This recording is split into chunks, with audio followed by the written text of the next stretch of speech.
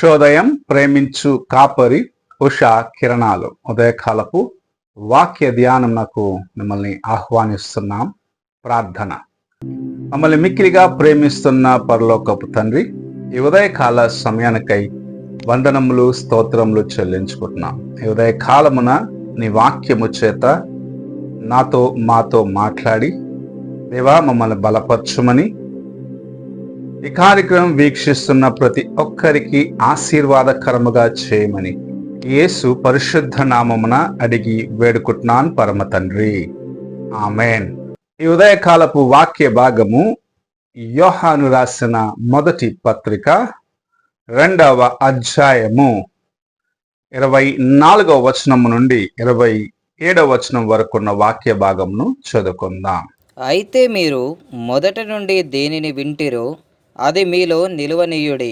మీరు మొదట నుండి వినినది మీలో నిలచిన ఎడల మీరు కూడా కుమారుని యందును తండ్రి యందును నిలుతురు. నిత్య జీవము అనుగ్రహింతుననున్నదియే ఆయన తానే మనకు చేసిన వాగ్దానము. మిమ్మును మోసపరచు వారిని బట్టి ఈ సంగతులు మీకు వ్రాసియున్నాను. అయితే ఆయన వలన మీరు పొందిన అభిషేకము మీలో నిలుచుచున్నది గనుక ఎవడునూ మీకు బోధింపనక్కరలేదు. ఆయన ఇచ్చిన అభిషేకము సత్యమే గాని అబద్ధము కాదు. అది అన్నిటిని గూర్చి మీకు బోధించుచున్నది. మనము చదివిన వాక్య భాగములో అపోస్తలుడైన యోహాను చెప్పుచున్న మాట, ప్రభు నీకు ఒక వాగ్దానము చేసి ఉన్నాడు. అది ఏమిటంటే, నీవు నిత్యము ఆయనతో యుగయుగములు జీవించేదానికి నీకు తన యొక్క నిత్య జీవమును అనుగ్రహిస్తాను అని సెలవిచ్చినాడు. అయితే అపవాది అయిన వాడు నిన్ను మోసగించి దేవుని యొక్క కృపకు నిన్ను దూరము చేయాలని అనేకమైన ఆలోచనలు కలిగిన వాడుగా ఉన్నాడు. అందుకే నిన్ను మోసగించి నీ జీవితమును దేవుని యొక్క ప్రేమకు దూరము చేయాలనేది అపవాది యొక్క తంత్రమై ఉన్నది. మనము దేవుని ప్రేమను ఎరిగిన వారిగా ఉన్నాం. రుచి చూసిన వారు అనేకులు ఉన్నారు. ఎందుకంటే నీవు నాశనకరమైన గుంటలో పడి ఉండగా ప్రభు నిన్ను ప్రేమించి ఆ రోత జీవితము నుండి విమోచించినాడు. దేవుని ప్రేమ నీ పట్ల ఎంత గొప్పదో అని నీవు అనుభవించిన దినములు ఉన్నాయి. నీవు ఆయన యొక్క వాక్యమును రుచి చూసిన దినమున నీ జీవితములో నీవు ఎలాగూ మార్పు చెందినావో అన్న కార్యములను ఆలోచించినప్పుడు నిజముగా ప్రభు నీ పట్ల ఎంత కృపగలిగిన వాడిగా ఉన్నాడు అని నీవు గ్రహించుకోగలవు. రోత జీవితములో నుండి నిన్ను విమోచించి, అది ఎటువంటి చెడు అలవాటైనను సరే, ఎటువంటి దుష్ట స్వభావమైనను సరే, ప్రభు నిన్ను ప్రేమించినాడు, నీ కోసము సమస్తమును చేసినాడు. ఆయన శిలువ మీద నీ కోసము యాగము చేసి నిన్ను ప్రేమించిన దాన్ని బట్టి తన యొక్క చివరి రక్తపు బొట్టును కార్చి తన ప్రాణమును తండ్రికి అప్పగించి నన్ను విమోచించేదాని కోసము గొప్ప త్యాగమును చేసినాడు. ఆయన ఈ లోకములో జీవించినప్పుడు నా తండ్రి రాజ్యములో అనేకమైన నివాసములు ఉన్నాయి, నేను ఆ నివాసములను సిద్ధపరిచేదాని కోసం వెళ్తున్నాను, తిరిగి వచ్చి నిన్ను కూడా నేను తీసుకొని వెళ్తాను అని వాగ్దానము చేసి ఈ లోకంలో నుండి ఆయన పరలోకమునకు ఎత్తబడినాడు.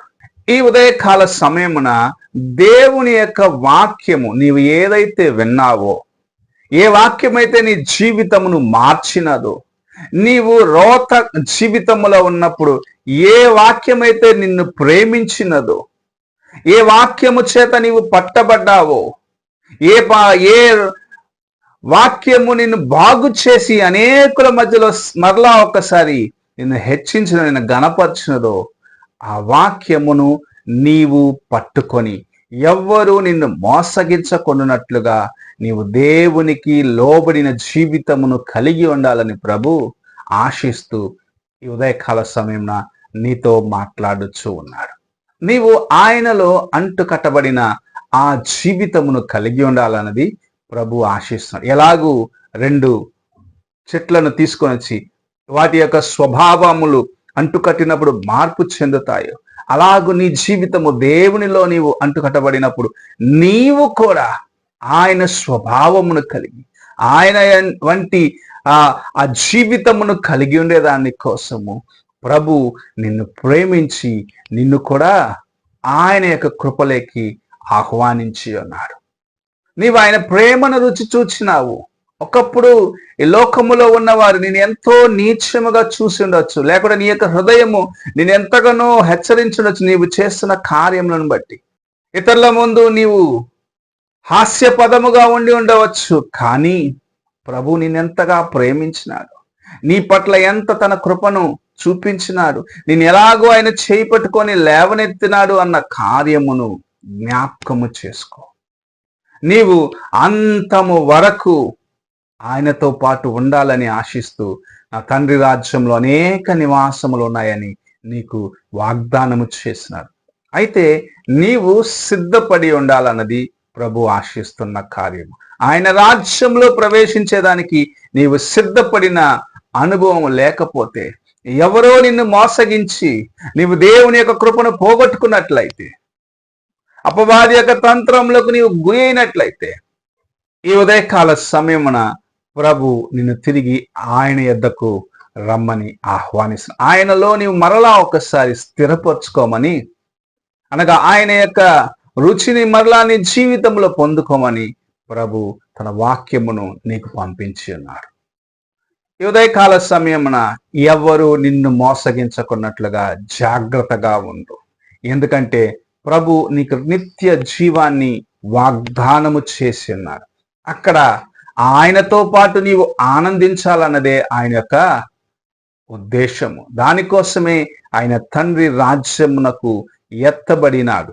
నీకోసము సిలువలో యాగమై నీకోసము సమస్తమును సిద్ధపరిచిన ప్రభు అయిన యేసుక్రీస్తు తండ్రితో నీవు నేను ఉండాలని, ఆ రాజ్యంలో నీవును నివసించాలి, నీవు ఆయన కృపను నీ జీవితంలో అనుభవించాలని ఆశించిన ప్రభు నీకోసము సమస్తమును చేసినాడు. నీవు ఎలాగున్నావో ఒక్కసారి నీ హృదయాన్ని ప్రశ్నించుకో.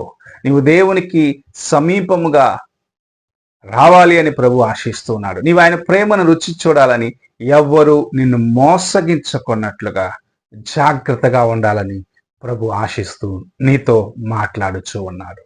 ఈ ఉదయకాల సమయంన నీవు ఎలాగున్నావు?